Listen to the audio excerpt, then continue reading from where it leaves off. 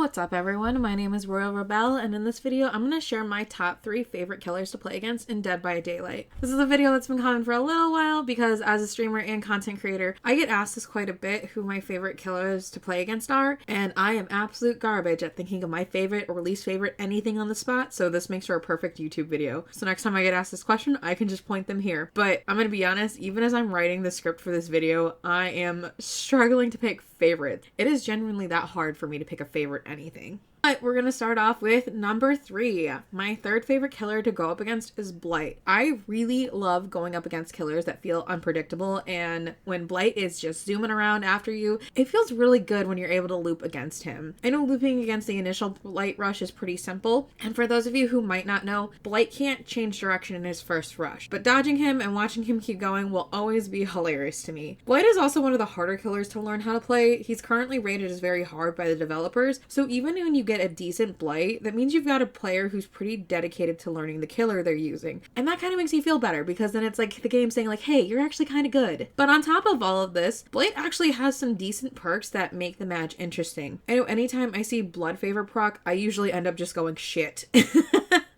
Not that I'm all that great at palette hers to begin with, but Blood Favor is a fairly underrated killer perk in my opinion. I'm also glad to see it get at least a small uptick in usage lately. Another underrated perk of his is Dragon's Grip, and how that one works is for 30 seconds after damaging a generator, the first survivor to touch it will scream and be exposed for 60 seconds. And I am a total gen jockey, so on the off chance a killer is actually running this perk, there's a decent chance I'm falling for it. But I enjoy how it mixes up the game because in 30 seconds you can get a fair amount of that generator regress, especially if you use in combination with other perks. Next up on my list is Daddy Myers. Now he's definitely not on this list just because I'm a Myers simp, but that definitely didn't hurt his chances either. I have a special love for stealth killers because nothing starts up your anxiety like not hearing the killer's terror radius for a long time. I especially love when it's a Tombstone Myers though. I feel like everyone just collectively loses their minds, and even more so when it's an unlimited Tombstone. But going up against the Myers, I feel like I pay way more attention to everything while I'm in chase. I feel like when you're not trying to be Tombstone, you have to be even more aware. Now, I don't know how many people have thought about this, but Myers perks tend to revolve around getting stacks of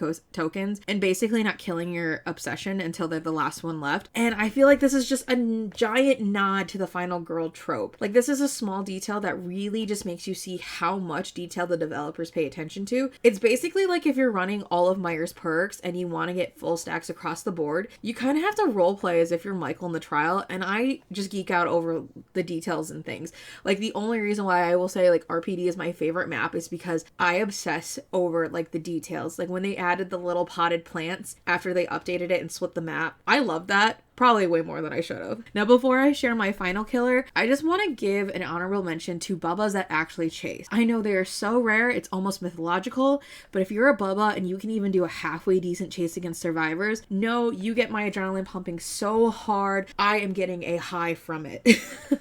Now my final killer, my top killer, it's gonna make me sound like I'm a glutton for punishment, but hands down it has to be Nurse. Not only is she one of the hardest killers to play, but so many players DC when they hear her screech that when you get a good Nurse, you know you're going up against a really good player. Because playing Nurse, you have to develop a really good intuition against the survivors you're playing against, which makes out-looping her so satisfying. And even if I'm doing awful, I really enjoy going up against nurses because I feel like for me as a survivor, it's a real test of my ability. And I think her abilities are strong enough to carry her as a character because personally, I feel like her perks are a little lackluster. Now, don't get me wrong. I'm not saying her perks are bad. I think there's a reason they're decently popular among killers in general. I just feel like compared to other killers, they don't feel as special, but that could be because her perks are used often enough that it takes away that special feeling. And for those of you who might not know, her perks are Strider, which makes breathing and grunts of pains louder. That Phobia, which reduces repair, sabo, cleaning speeds when a survivor is injured, and Nurse's Calling, which shows the auras of survivors who are healing within a 28-meter range. So like I said, they're not bad perks. And I also think giving her stronger perks would make her more OP than she already is, but I just think they lack a little oomph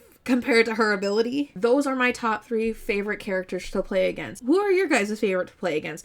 Leave your thoughts in the comments below. And if you enjoyed this video and want to see more content, don't forget to like this video and subscribe to my channel so I can bring you more Dead by Daylight content. And if you ever want to check out my Twitch streams, I currently go live on Sundays and Thursdays, 6 p.m. Eastern Standard Time, and Saturdays, 3 p.m. Eastern Standard Time.